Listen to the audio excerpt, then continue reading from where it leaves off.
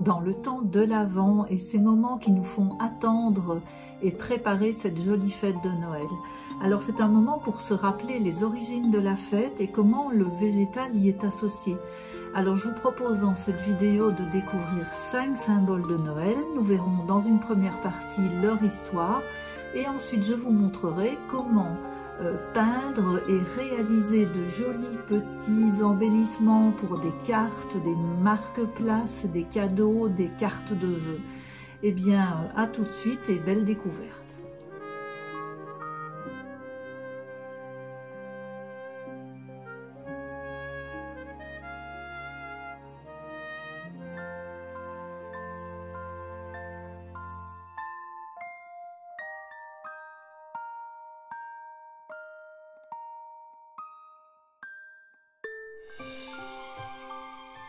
Et nous commençons par le sapin.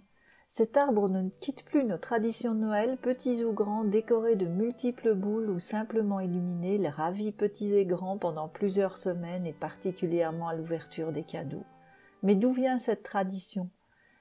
Alors les Celtes avaient adopté un calendrier basé sur les cycles lunaires. À chaque mois lunaire était associé un arbre, l'épicéa fut celui du 24 décembre. Et c'était aussi l'occasion de nombreuses fêtes associées à ces arbres. Sous l'Empire romain, on fêtait les Saturnales, lors du solstice d'hiver, en l'honneur du dieu de l'agriculture Saturne, et également le 25 décembre, la divinité Sol Invictus, soleil invaincu, ce jeune dieu solaire qui surgissait d'un rocher ou d'une grotte sous la forme d'un enfant nouveau-né. Les Romains décoraient pour l'occasion leurs maisons avec des branches de conifères, du houx, du gui, et il était d'usage de s'échanger des cadeaux. En 354, l'Église institue la célébration de la naissance du Christ, le 25 décembre, pour rivaliser avec ses fêtes païennes. Au début, on célébrait uniquement une messe car les chrétiens avaient combattu les cultes rendus aux arbres. Et ce ne sera donc que bien plus tard, au XVe siècle, que la coutume du sapin s'installe, au début du côté germanique par les protestants notamment. Il sera l'arbre de Noël en Alsace vers 1521. Ces décorations étaient composées de pommes, de confiseries, de petits gâteaux. À cette même époque, l'étoile au sommet de l'arbre, symbole de l'étoile de Bethléem, commença à se répandre. En France, c'est la duchesse d'Orléans et belle-fille du roi Louis-Philippe, Hélène de Mecklembourg-Schwerin, d'origine allemande, qui aurait réussi à introduire le sapin de Noël à la cour de France en 1837. Mais ce sont les Alsaciens qui, en émigrant en France après la guerre de 1870, en ont véritablement répandu l'usage dans les foyers français. Le houx était la plante sacrée de Saturne qui, dans la mythologie grecque, était l'équivalent du titan Chronos, père de Zeus. C'était le houx que les Romains utilisaient pendant les Saturnales comme pour le sapin. Pendant ces festivités, les Romains s'offraient mutuellement des couronnes de houx et décoraient aussi les statues de Saturne avec des branches de cette plante. Les premiers chrétiens adoptèrent cette tradition, ceci afin de ne pas éveiller les soupçons et les persécutions, et le houx petit à petit perdit son caractère païen pour devenir un symbole chrétien typique de la saison de Noël, au moins dans les pays occidentaux. Ainsi, les feuilles pointues de la plante représentent les épines de la couronne de la crucifixion de Jésus, les feuilles vertes représentent la vie éternelle et les baies, elles, le sang de Jésus. Dans l'Europe médiévale, le houx était symbole de bonheur. On devait planter cet arbuste devant la maison pour la protéger contre les tonnerres et les éclairs, et les feuilles et les baies se chargeraient d'éloigner la sorcellerie et les mauvais esprits.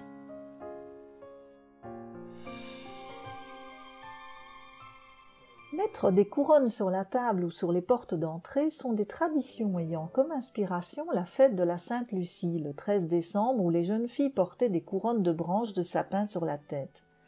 La tradition chrétienne reprit à son compte les symboles du feuillage et du cercle pour créer la couronne de branchage vert que l'on confectionne à Noël. La couronne de l'Avent, avec ses bougies allumées tour à tour chaque dimanche avant Noël, marque l'attente recueillie mais joyeuse de la venue du Christ. Elle est traditionnellement posée sur la table. Mais la couronne décorative accrochée aux portes et aux fenêtres avec des rubans rouges symbolise, elle, la lumière. Cette tradition est née dans les pays scandinaves. On l'appelle couronne de bienvenue, car elle indique que quiconque poussera la porte bénéficiera des lois de l'hospitalité.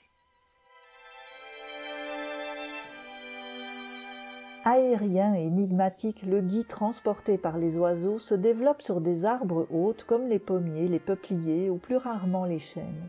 Chez les Celtes et les Gaulois, c'était une plante magique. Elle servait à guérir le corps, purifier l'esprit, chasser les mauvais esprits, assurer la fécondité des troupeaux. La chance. Le gui sacré était celui qui poussait sur le chêne, symbole de vie et de soleil chez les druides, et il était cueilli avec une serpe d'or avant d'être récupéré sans toucher terre sur un drap blanc. Le gui était ensuite distribué aux habitants pour leur souhaiter la nouvelle année, puis accroché dans leur foyer en guise de bienvenue. Autre lieu, autre légende, en Scandinavie cette fois, où il est lié à Freya, la déesse de l'amour. Dans le nord de l'Europe, tout homme se doit d'embrasser une jeune fille passant sous une boule de gui sans s'en apercevoir. Dans nos contrées, si le baiser sous le gui est réservé au jour de l'an, il annonce aussi le mariage aux fiancés. Avec ses petites boules blanches toxiques, le gui a toujours été très étudié pour ses vertus médicinales, mais il restera pendant nos fêtes un vrai porte-bonheur. Ce ne sont pas ces fleurs qui attirent notre regard, mais son feuillage aux couleurs vives en forme d'étoiles. Les fleurs sont en fait les boutons jaunes nichés à l'extrémité des tiges. C'est cette originalité botanique qui explique l'exceptionnelle durée de cette plante qui reste décorative durant de longues semaines. Selon une ancienne légende aztèque, la plante aux bractées rouges lumineux est née d'une histoire d'amour tragique au cours de laquelle le cœur brisé d'une déesse aztèque laissa tomber au sol des gouttes de sang qui donnèrent naissance à l'étoile de Noël. Vénérée par les Aztèques, cette plante qu'ils appelaient Quetzalcoatl ornait les hauts plateaux tropicaux pendant la courte période hivernale et était très appréciée pour faire un piment rouge utilisé pour les textiles et les produits cosmétiques. La sève laiteuse de la plante servait à fabriquer un médicament pour diminuer la fièvre. Plusieurs botanistes en rapportèrent en Europe à différentes époques et lui donnèrent le nom d'euphorbe, mais elle recevra le nom de poinsettia du médecin et botaniste Joel Roberts Poinsett. Celui-ci, en effet, vers 1828, était ambassadeur des États-Unis au Mexique et il succomba au charme de cette plante sauvage et la ramena dans son pays. En son honneur, le 12 décembre, date de sa mort, deviendra un jour de commémoration, journée nationale du poinsettia, aux États-Unis, coutume qui sera reprise depuis par les producteurs français. En tant que geste d'amour ou d'amitié, demande de pardon, vœu de prompt rétablissement ou symbole de remerciement, ou même simplement pour le plaisir, tous les prétextes sont bons pour offrir une surprise étoilée en signe de gentillesse.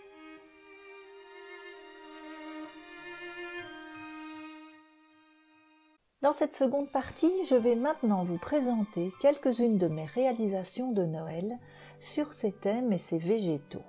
Alors je commence par le hou et je vous propose une étiquette nominative pour les cadeaux par exemple. J'en ai réalisé le dessin en laissant un rectangle blanc au centre pour le nom. Je peins en premier le fond de la bordure dans un vert pâle.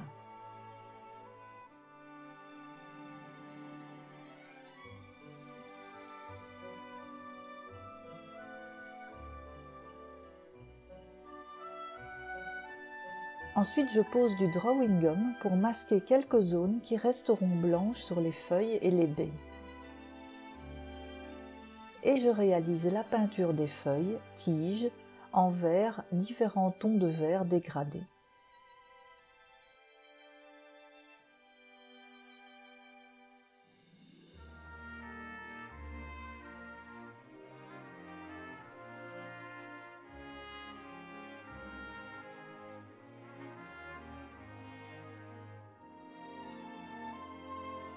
Je réalise un trait fin foncé au coin de la bordure et je termine par les petites baies rouges.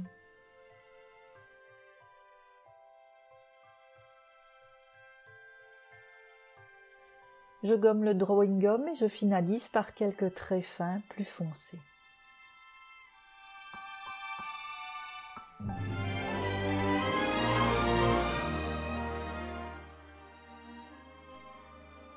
Alors nous continuons avec le gui. Pour réaliser cette étiquette, je commence par faire un petit rameau de gui à l'aquarelle sur un papier aquarelle, en même temps que d'autres éléments que vous verrez plus tard, nous allons utiliser dans d'autres petites réalisations. Les feuilles de gui sont très simples et ressemblent à des gouttes.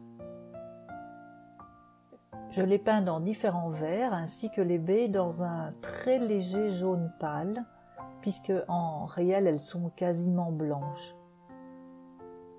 Pour faire ressortir les baies et quelques traits sur les feuilles, j'ajoute de l'aquarelle couleur or.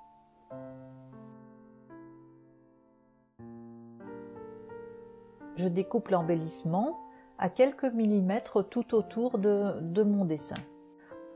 Je le fixe sur un carton effet bois que j'ai découpé préalablement à la machine.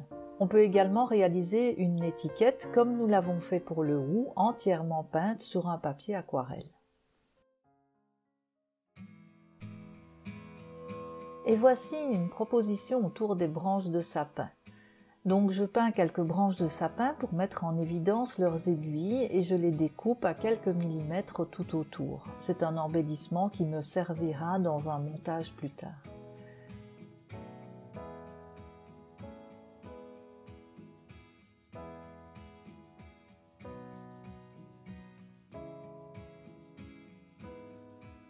J'ai préparé différents éléments découpés à la machine grâce à un gabarit de boîte.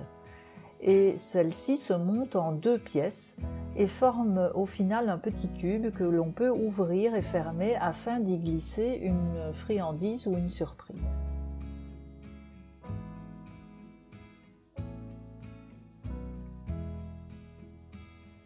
Le motif du haut de ma boîte est un papillon. Alors là, je vais le redécouper un peu pour y coller mes branches de sapin.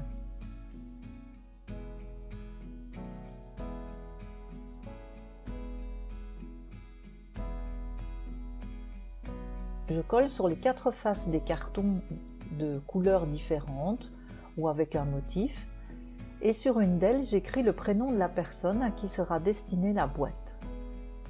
Je rehausse le nom avec de la couleur argent ou or, surtout si le fond, comme le mien, est assez foncé.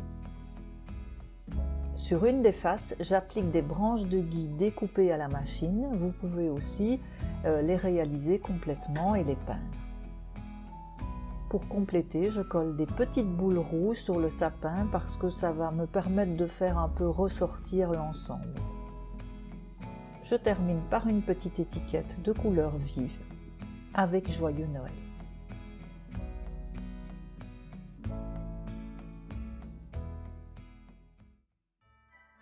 Je vais maintenant réaliser un marque-place avec des pommes de pin.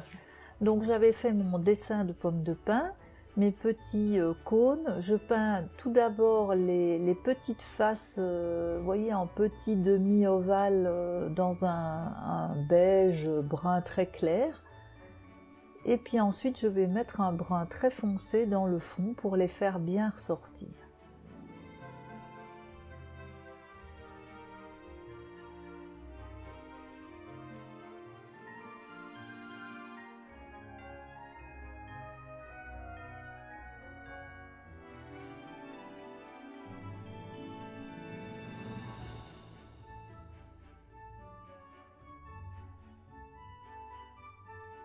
Mon aquarelle étant terminée, je découpe à quelques millimètres autour. Je vais préparer le support de mon marque-place. Je vous mettrai les dimensions en légende. Et j'ai choisi un carton coloré dans des tons de vert. Je vais le plier pour que chaque face fasse environ 3,5 cm. Et je vais l'assembler, donc ça fera un petit support triangulaire sur lequel je vais fixer mes pommes de pin, ainsi une étiquette de couleur pour inscrire le prénom. Et j'emballe le tout avec un joli morceau de raffia pour donner un petit côté naturel. Vous pouvez amener plein d'autres petites décorations à ce marque-place. Ensuite, pour lui donner le petit air de Noël, eh bien, je peins des étoiles avec mon aquarelle de couleur or.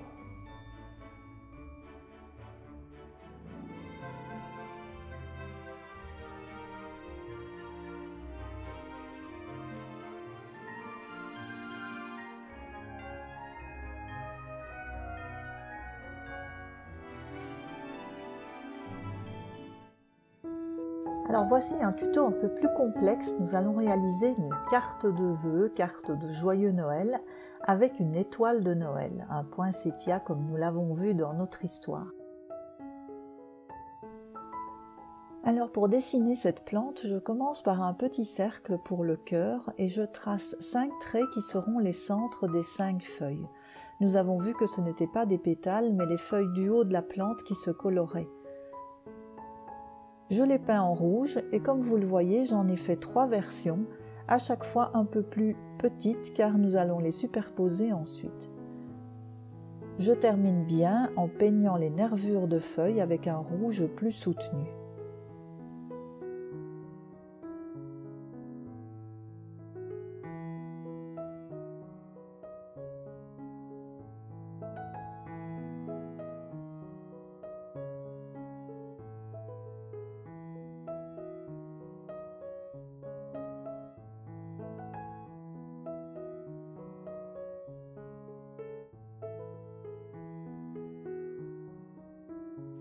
J'ai tout préparé. J'ai tous les éléments, 3 formes découpées, j'ai des cartons de couleur et ma carte en carton blanc avec une forme de rectangle au centre que nous découperons plus tard. J'ai des petites branches de gui découpées à la machine.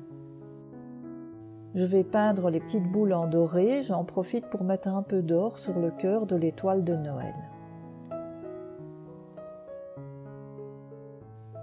J'ôte le rectangle sur la face de la carte et je fixe un carton de couleur à gauche.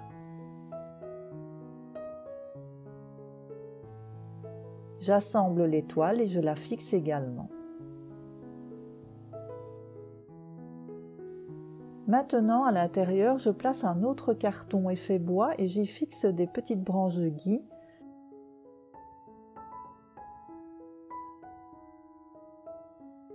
J'inscris en dessous « Joyeux Noël ». Je vais redonner un petit coup de peinture or sur les lettres « Joyeux Noël ».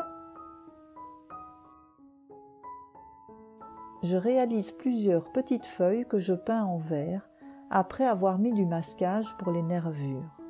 Et ensuite je les découpe à quelques millimètres.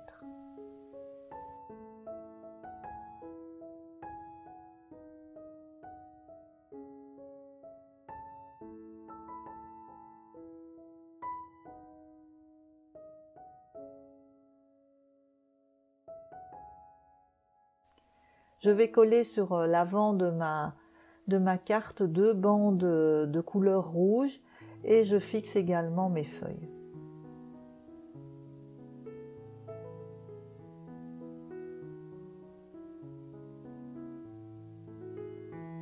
À l'intérieur, je trouve que ça serait bien d'avoir un petit rappel de couleur rouge, donc je mets également une petite bande de couleur rouge. Pour terminer, je mets quelques petites perles au centre de la fleur et je rehausse avec quelques traits de feutre noir. Et voilà, ma carte est prête.